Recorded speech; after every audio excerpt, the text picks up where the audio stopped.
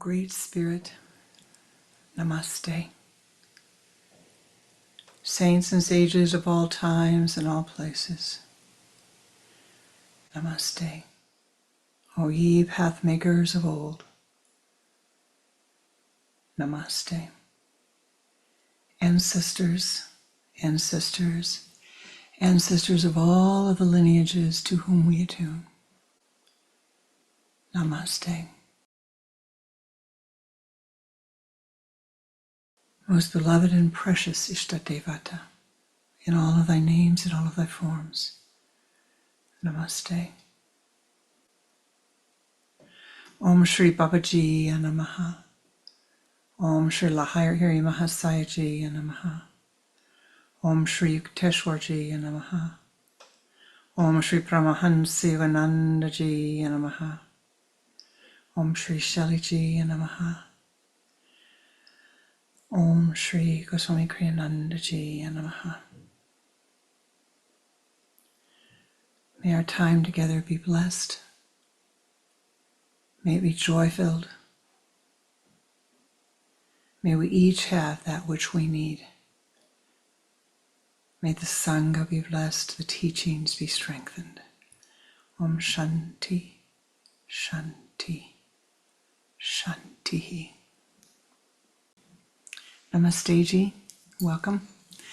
Welcome to our noon meditation honoring Sri Babaji and the Kriya Yoga lineage. So, Uranus has moved into Gemini. Times of change are upon us. But the Kriya Yoga teachings will be with us and sustain us and help us to walk with steadiness as we walk through this path. So we're going to spend a little time together this morning. This is your welcome from me. And then Janice Nakashima and Swami Nadananda Mahaswami will begin with our Babaji song. And then Nadananda is going to share some wisdom with us about the festival, about the importance of our lineage. Then Swami Tapasananda will be telling us a story with a little teaching. And then Adi Nadananda will be giving us some astrological wisdom, which is so important. We'll have more music and chanting, and then we will close with a Kriya meditation and prayer for all sentient beings. We're going to chant the Babaji mantra, which we've been chanting for a number of years on Babaji's Day. And it's Om Shri Babaji, Sadguru Babaji, Mahaguru Babaji Namaha. And if you know it, chant along, or just maybe get into the feeling of that we're honoring this this wonderful being with this song, Mahavatar, as is referred to as an autobiography, a yogi, Mahavatar Babaji. And we'll talk a little bit about him afterwards.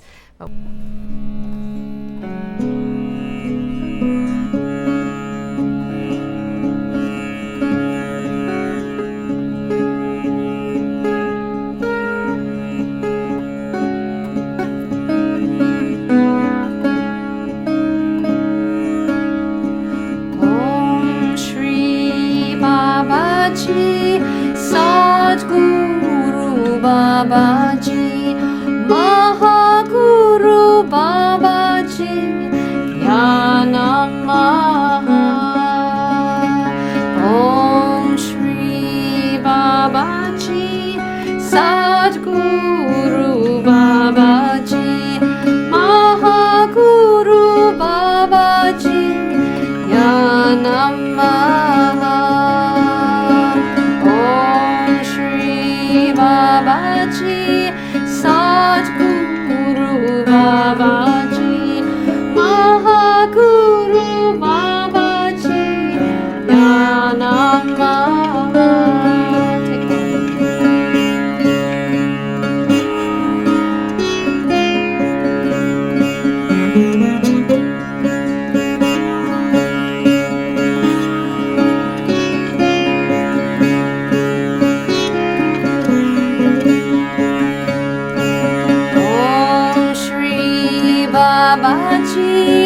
Sadguru Babaji, Mahaguru Babaji, Yanamah.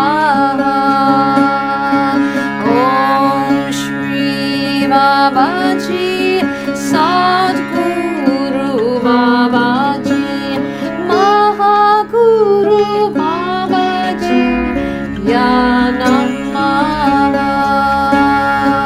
Om Shri Babaji, Sadguru Babaji, Mahaguru Babaji, Yanamah.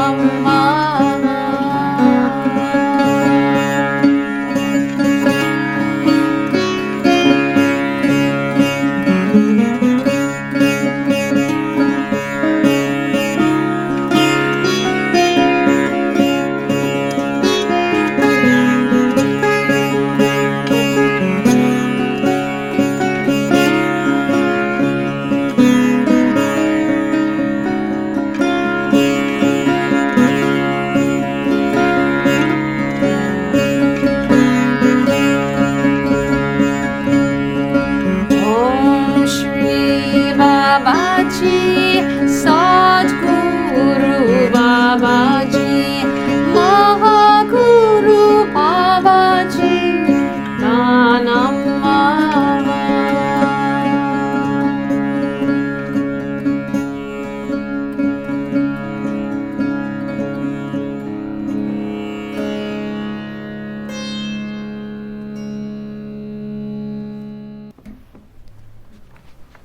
Who is Babaji? I had the opportunity when Pranananda asked me if I would speak a little bit about Babaji and the lineage to go back to the autobiography of a yogi and read what Yogananda has written so much about Babaji. So it was a good read, and I would refer to anybody who hasn't read the book in a while. They can get a lot of information from it. Babaji is called the Mahavatar. Avatar meaning divine being. And what is written about him, there's no record of when he was born. But the records, what is known about him is that he has been around for centuries. And that he, even though he is an avatar, he has the ability and does still appear in his form when people are open to it, or when the time is needed. But he generally, they say, travels around with a group of his deepest students and disciples, small group, in the Himalayas. And they can appear and disappear at any time. They can just evaporate themselves and move into, they're in a spiritualized form. And what Babaji has done in the history of our lineage, in the history of the Kriya Yoga lineage, is he has asked a particular disciple who he called to him, Lahiri Mahasaya. Lahiri Mahasaya was worked for the post office, and he got this notice he was going to be transferred to a particular city in the Himalayas. And he went, and he had heard, there's spiritual beings that bless this area and these mountains. And so in his spare time, he would take off and explore in the mountains. And one time, he just was so drawn to being there, he heard a voice calling him. And he decided to follow the voice, and he had to climb up a mountain. He said, I'm going to get lost. I'm never going to find my way back down.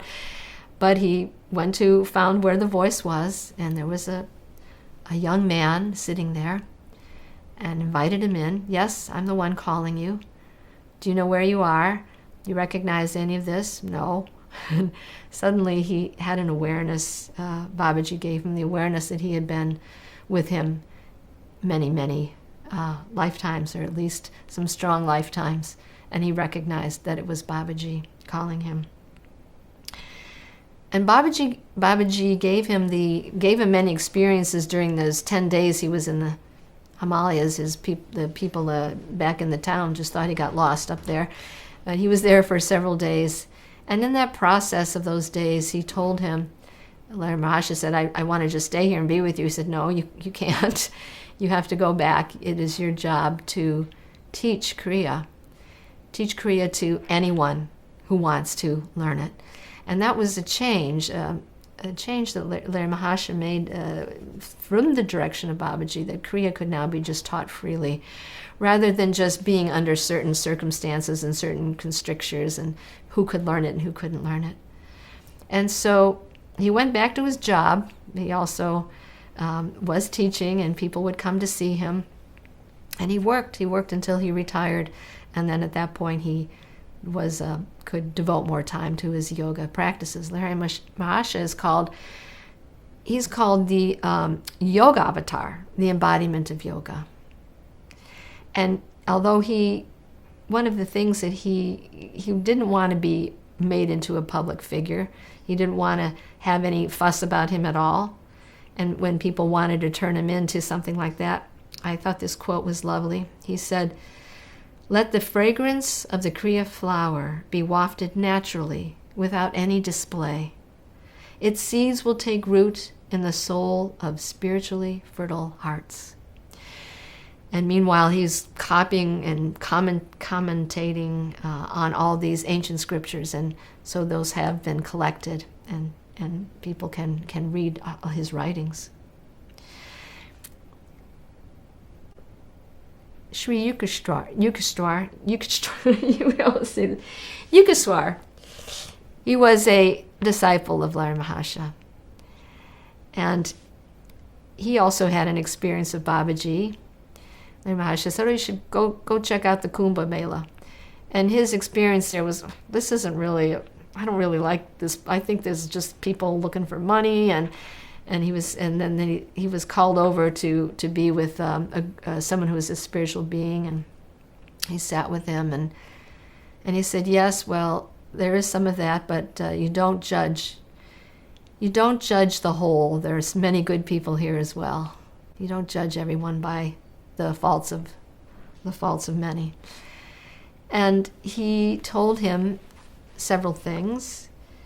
He told him at that time, and he didn't know who it was, and he said, but it turned out, he found out it was Babaji when he went back to talk to Larry Mahasha.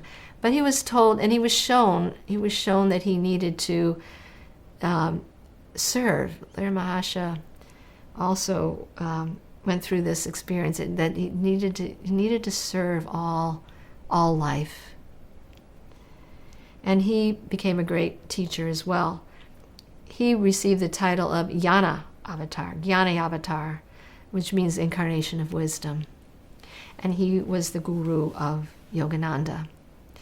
And Yogananda, similar to Larry Mahasha, had no desire to do anything but meditate and be with the spiritual essence. And he was told, no, you are the one. He said, Babaji told me, Sri Krishna met Babaji, that I would be sent a disciple to send to the West, to spread the teachings of Kriya Yoga to the West. So that was Yogananda. He brought the teachings over here and really founded a center that still exists. And he trained many, many people in Kriya Yoga, one of them being Shelley Trimmer.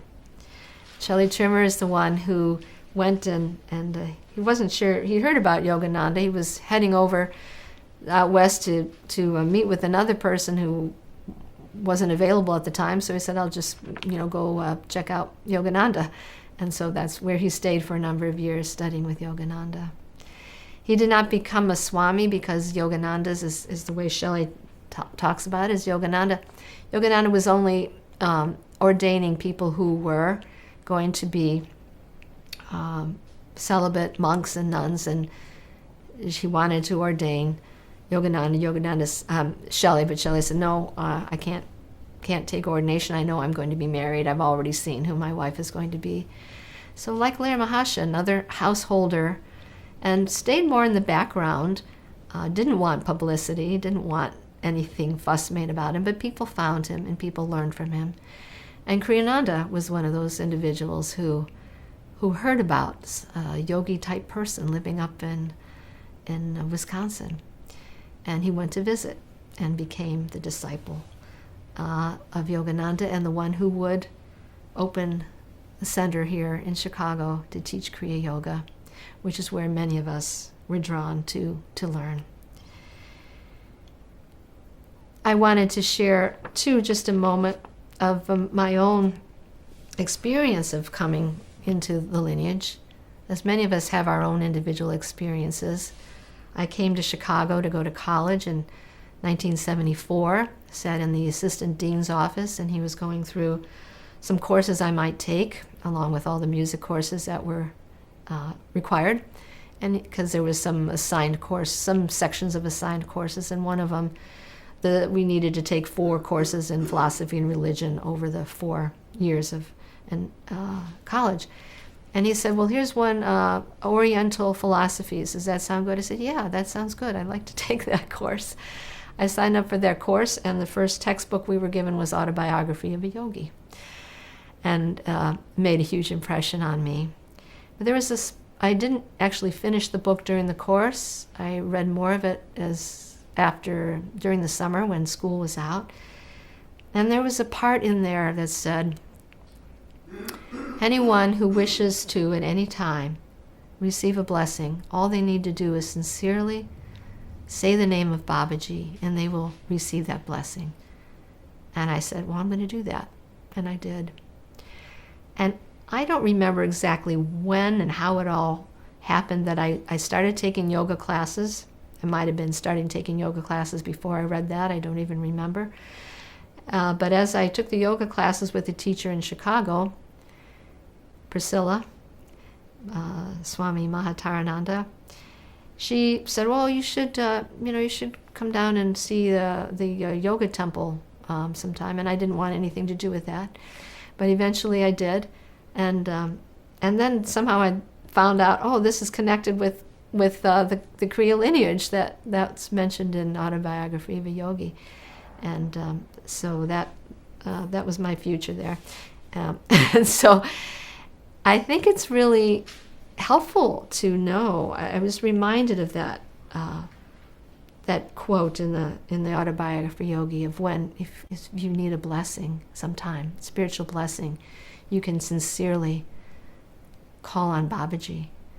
I think it can be used at any time in our lives. We don't need to just do it once.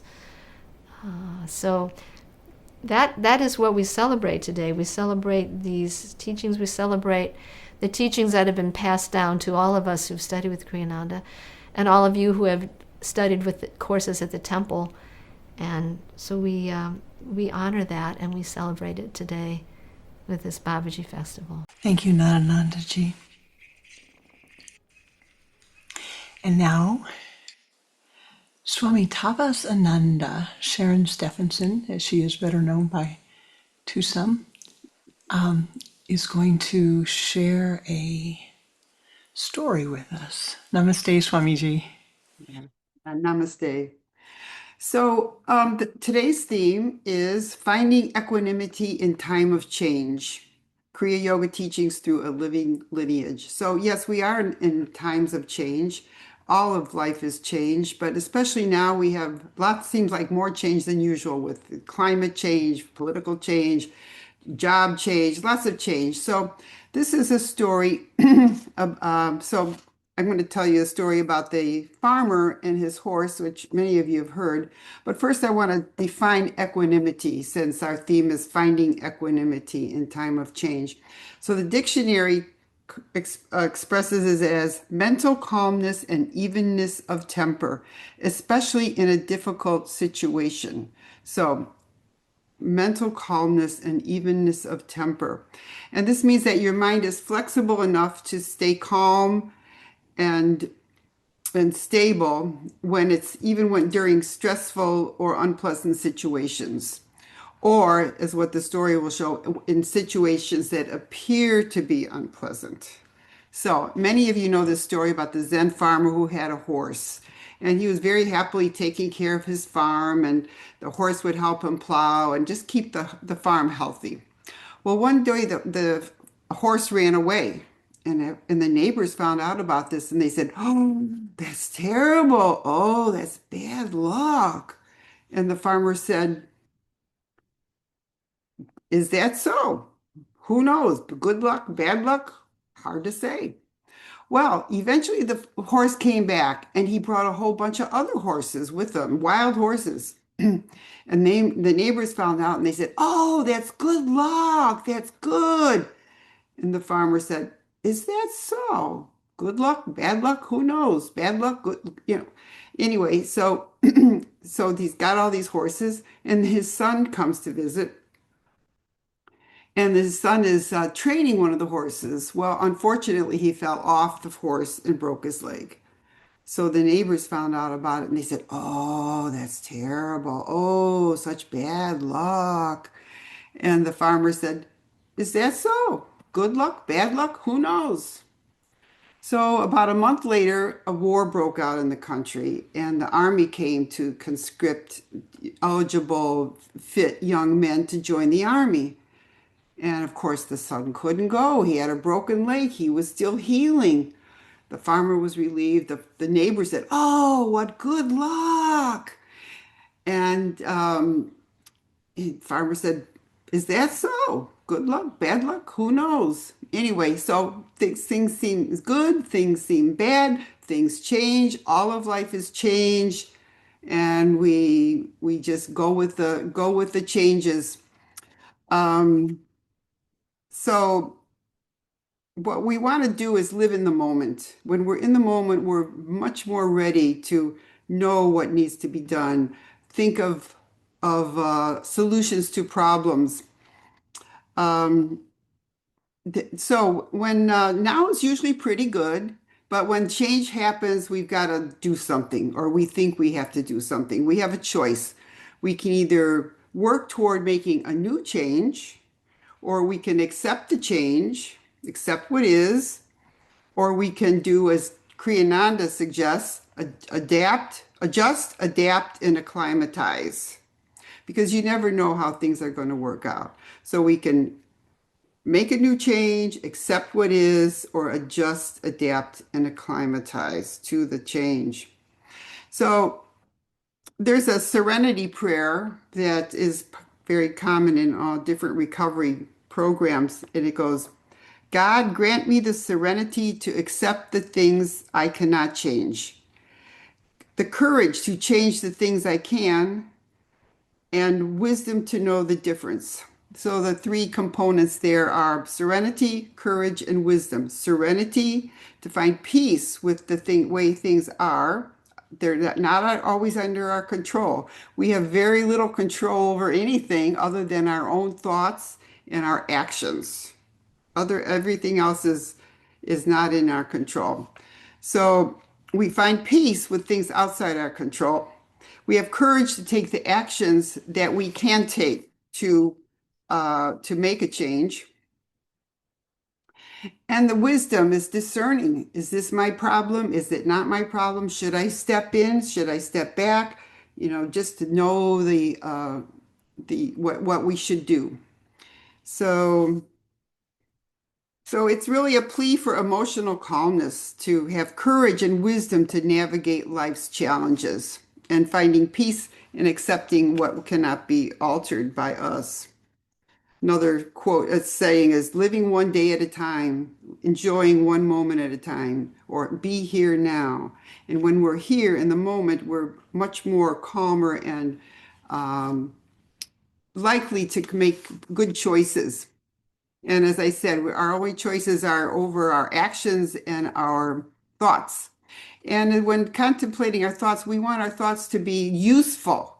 They can be negative because we need to solve issues as they come up. We have to think of the pros and the cons. And so thoughts should be more useful than anything else, because we do need to solve problems. So useful thoughts. Kriyananda used to say, "Succor unto life, and life will succor unto you." Now, what does succor mean? Succor means assistance and support in times of hardship, distress, and change. Succor is assistance and a support in times of hardship, distress, and change. So if we succor unto life and life succors unto us, then we're working together. So how do we succor unto life? Well, one way is through gratitude. We there's so much to be grateful for. Just look around and just about everything, the nature, things we have. We have a roof over our head. We have a phone, a cell phone. Um, we can find out anything we want to know about anything with just a little, within seconds. I mean, I used to call the library and ask them questions, and they had all these research books, and then they would call me back with the answer. So, but now I think that whole department is probably defunct. How else do we succor unto life? Through gratitude, also through kindness, kindness towards other people. Everybody in the world is a fellow traveler on the path toward enlightenment. We are them, they are us. We're all part of consciousness. Of course, we have our individual little ego bodies and ego minds and our thoughts and our stuff. And there's me, there's you.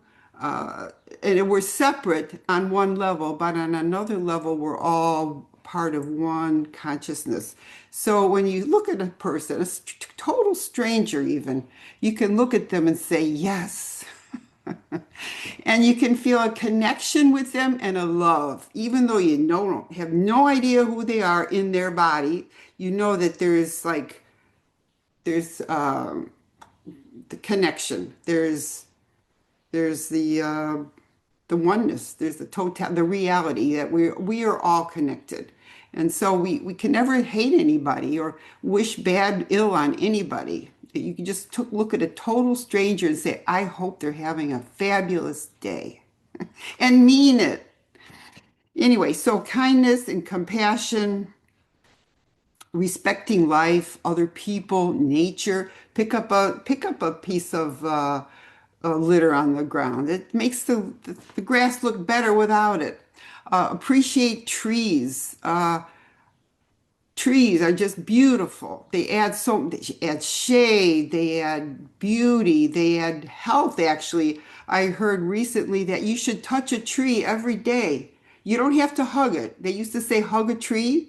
Now they say just touch it. And there's something very powerful in touching a tree where it gives off a vibe, I guess. I mean, I wrote down what it does. Here's what they do. They ground your nervous system, reduce inflammation, and improve overall health. Trees release antimicrobial compounds. They transfer electrons and conduct heat, all of which have measurable effects on human health. So you could Google that. Just say, should I touch a tree every day? And you'll see these scientists talking about atoms and electrons and way too complicated, but you get the idea that touching a tree. So we're so great. We have trees. I mean, some of you might live in a desert and maybe there's no trees, but there's probably a few here and there. And maybe cactuses work too. I don't know. Don't hug a cactus. Anyway, so we're very grateful for trees. Take wise action is another way that we can succor unto life. And in so doing, finding equanimity in this time of change. So what Kriya Yoga is also sometimes called the yoga of action, wise action. So Pranananda would talk about the Buddhist eightfold path of right action. There's like 8 things that we should observe in order to reduce suffering, because the Buddhists say all life is suffering. Suffering is caused by desire. Eliminate desire and you eliminate suffering. And then there's the eightfold path, which is right practice, right view, right resolve, right speech, right conduct, right livelihood, right effort, and right mindfulness. And of course, meditation is another way to make our lives more harmonious, more balanced. Through meditation, we gain insights, we gain creative insights. We experience moments of serendipity in our lives when we're focused and we're aware and we're conscious as we go throughout our day. And meditation helps to be conscious when we go throughout our day. So we're here, we're present, we notice things, things come into our lives that we need. And so we're very conscious of that if we have a regular meditation practice.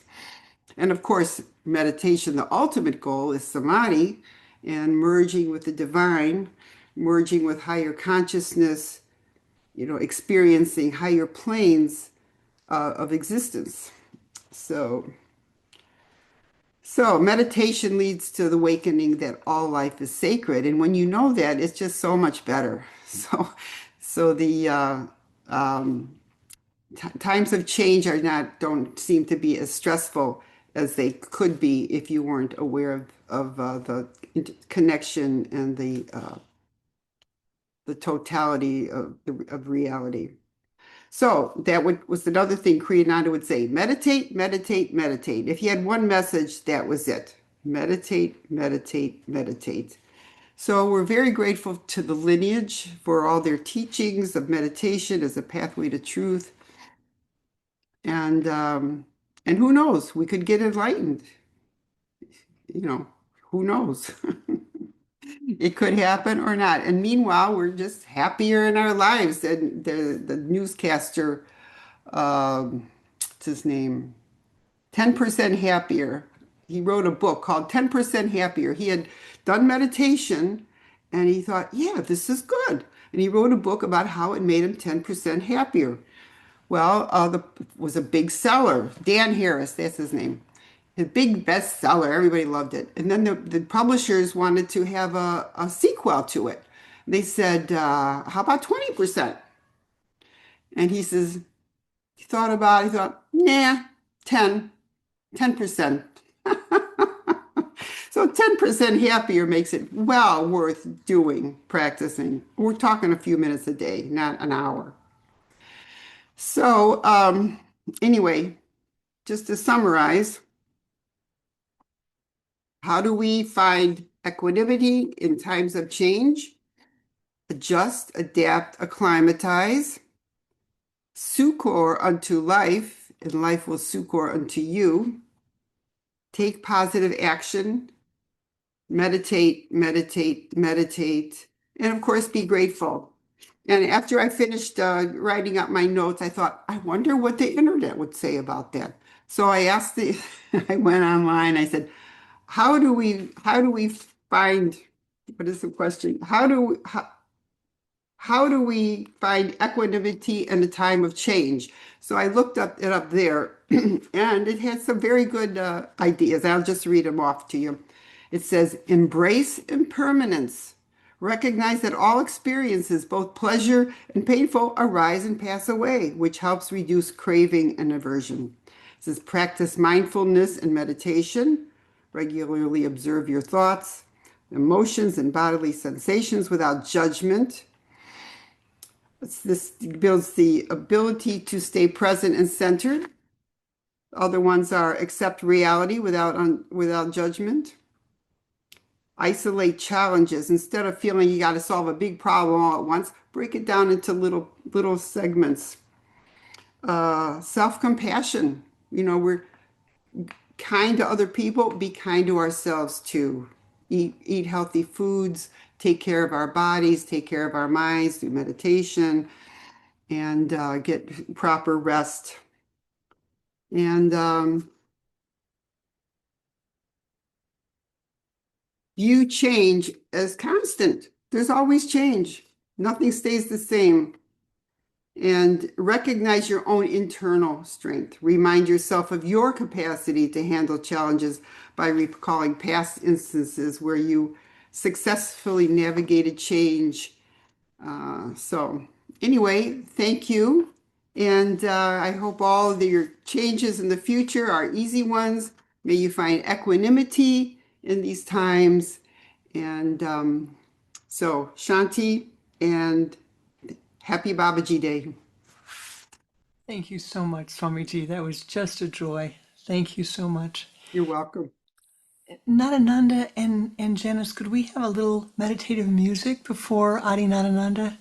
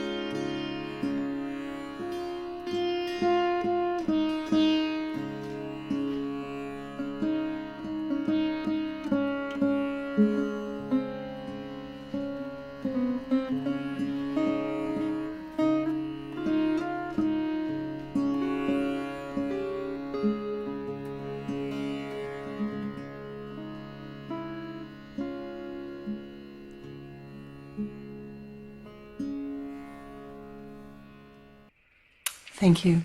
That was beautiful.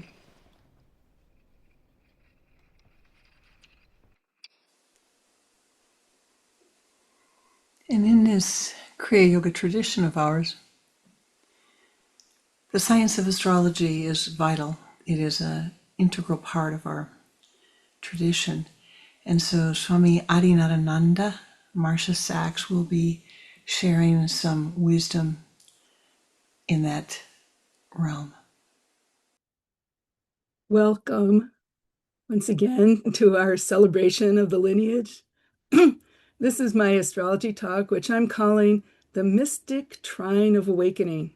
It could also be called a mini grand trine, but whatever you call this aspect, it's a very good, very special aspect. And it's an alignment of planets coming up in the middle to the end of July. So here's sort of an overview of the aspect. Uranus is in Gemini, and it will be making a trine, which is a harmonious aspect, to Pluto in Aquarius. And at the same time, Neptune in Aries will be making a sextile to Uranus and a sextile to Pluto. And therefore, we have a triangle of the trine with Neptune at the midpoint. So what I'm saying is the three outermost planets in our solar system are in harmony with one another at this time. So why is this a big deal? And why, if it's not July, why talk about it now? First, we have to go back to the period of time between 5 and 600 BC and maybe narrow it down a little bit to get a little bit closer to 575 BCE. In that period of time, the outer planets Uranus, Neptune, and Pluto had a grand conjunction in the sign of Taurus. Because these are slow-moving planets, the grand conjunction didn't happen all at once. These planets, which are very slow-moving planets, came closer and closer, moving forward in their motion and retrograding back and moving forward again, until they finally came very, very close together with one another. So some people believe, and I think it's true, that during this period of time, Buddhism, Jainism, Zoroastrianism, Confucianism, and Taoism were founded or came to be more prominent. But I like to imagine, because a lot of times there are some documents that talk about, that have stories between Lao Tzu and Confucius meeting one another and having conversations back and forth with one another. But just try to imagine being on the earth during this time when it wasn't just happening in the aspect is for the whole earth. So even though we're talking about some of these Eastern traditions, it was also happening where in Middle Eastern traditions, in yoga, in European traditions, in South American civilizations, where great thoughts and great minds were coming up with great philosophical thoughts, great teachings. So, but it didn't happen like on one day. There wasn't an aspect where it happened all on one day. It happened over a period of time, but that period of time is foundational to all the traditions that we're experiencing in our lives today.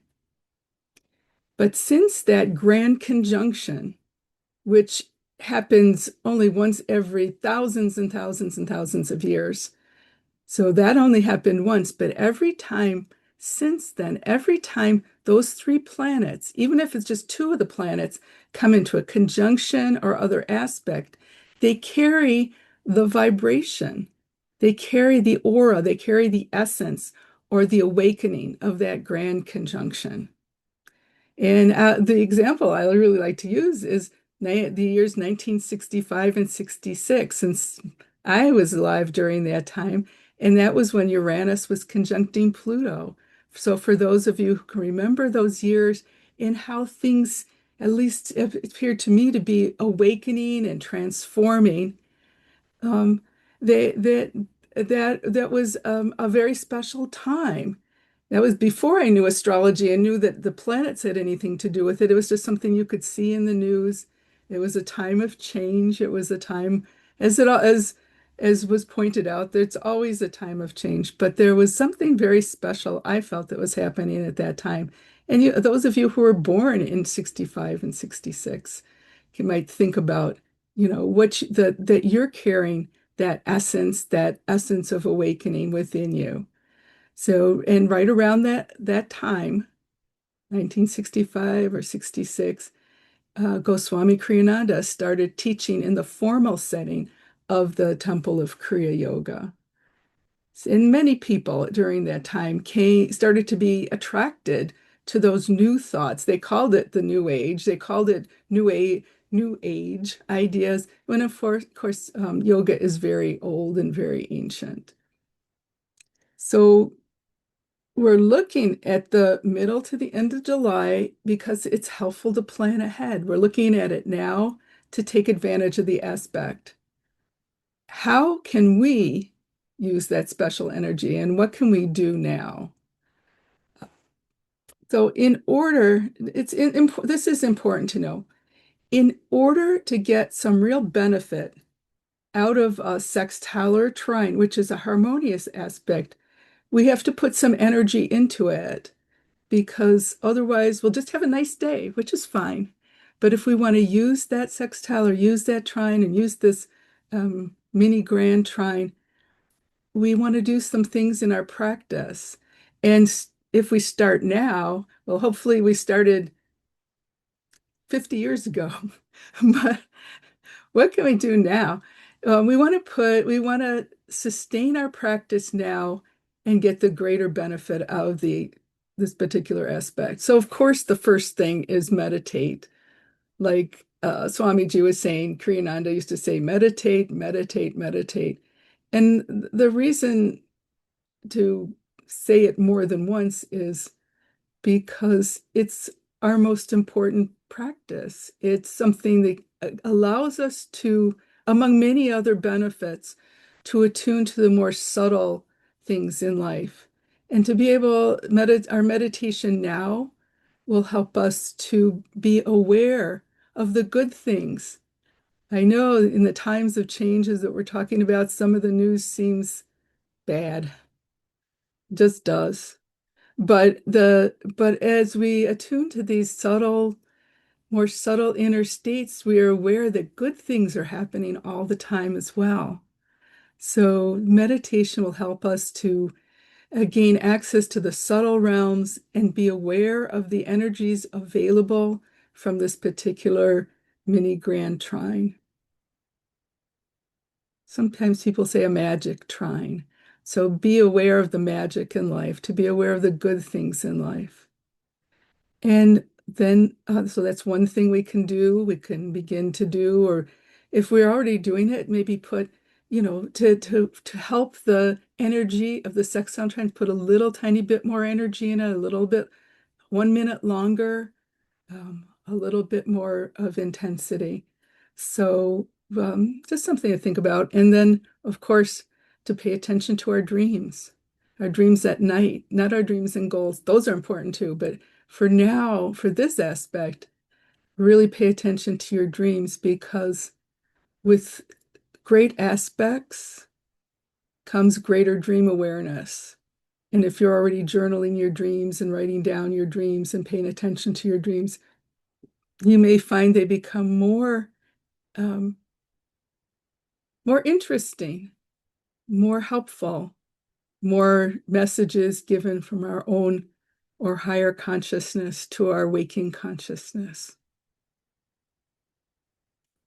And then another practice that we can do has to do with, again, that period of time, 500 to 600 BCE, and think about the texts that were written then or have a symbolic relationship to those times. So when I started the seminary, Kriyananda gave us 4 books, which he asked us to read 12 times each. And 3 of them were written in or represent the teachings from this grand conjunction. So I'll tell you which ones they are, because they may be helpful to you, but you can choose other ones as well. The first one is the Dhammapada, which is the teachings of the Buddha. And some people teach that these are the earliest and most direct of the Buddha's teachings. And then, so it's the Dhammapada, that's Dhammapada. And then the Tao Te Ching, or it's sometimes said Tao Te Ching, and that's the teachings of Lao Tzu. And the Upanishads, the teachings of the Hindu sages. Some of them were written, not all, and some of them came earlier and some of them came later, but some of them were written during that century, during that period of time. So the one that I like that was written during that period of time is called the Taittiriya Upanishad. It's a sacred Hindu and yogic text, and it says that learning and teaching is an important spiritual discipline. So here's the section that I found that, as I was reading these books multi times back in the seminary days, but I found this section in a translation by W.B. Yeats, the poet Yeats, and Sri Purohit Swami. So I'd like to share this section of the Taittiriya Upanishad with you. It says, "Do your duty, learn and teach. Speak truth, learn and teach. Meditate, learn and teach. Control the senses, learn and teach. Control the mind, learn and teach. Kindle the sacred fire, learn and teach. Feed the fire, learn and teach. Be hospitable, learn and teach. Be humane, learn and teach. Serve the family, learn and teach. The first great sage says, truth is necessary. The second great sage said, austerity is necessary. The third great sage said, learning and teaching are necessary. Learning and teaching, they are austerity. They are our spiritual discipline.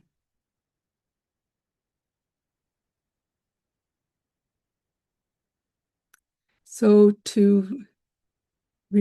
just so we go back to the beginning and sum it up, there's this amazing series of aspects, not the grand conjunction that happened back in the 600, 500 BCE, but a mini grand trine, a mini mystical triangle happening between the middle to the end of July. And we're going to do our very best to think about what we can do to intensify or make more consistent our own spiritual practices so that we're available. We're available to this energy and we're available to whatever wisdom we can get from it. So I'm so happy to be here today with you all and to talk about our lineage and Babaji. And remember that this is something that learning and teaching was something that our lineage was very profound at. And for us, as we learn and teach, may we become a greater and greater blessing to others. Om Tat Sat Om. Namaste. Thank you, Swamiji. That was beautiful. And now we are going to move to the more meditative aspects of our time together. And Nadananda and Janice will share with us the Devi Suktam. When we finish the Devi Suktam, then we will go directly into a meditation, but I will talk for just a moment before that. We have several Devis on the altar. So We're going to be doing just the first couple of verses of the Devi Suktam. This is a prayer of honoring Divine Mother in all forms. I'm going to give you the translation of what we're going to say, what we'll be chanting first. Salutations to the Divine Mother, the greatest Mother. Salutations always to she who is the primordial cause and the sustaining power. With attention, we have made obeisance to her. Salutations to she who is fearsome, who is eternal.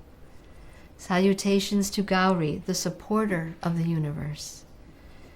Salutations always to she who is of the form of the moon and moonlight and happiness itself.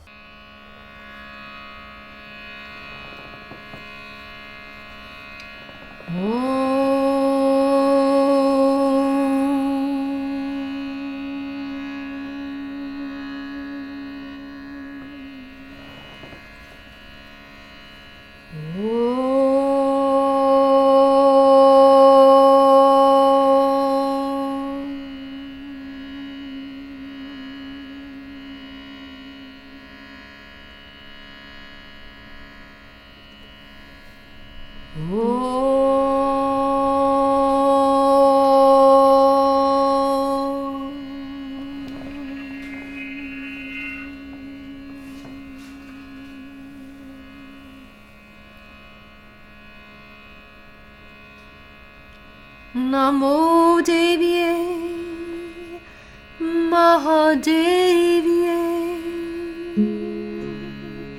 Shivyaye satatam namaha. Namo prakrite baudrai niyataha pranatasmatam. Raudraye namo nitaye Gaurye datre namo namaha. Joshnaye Chandurupinye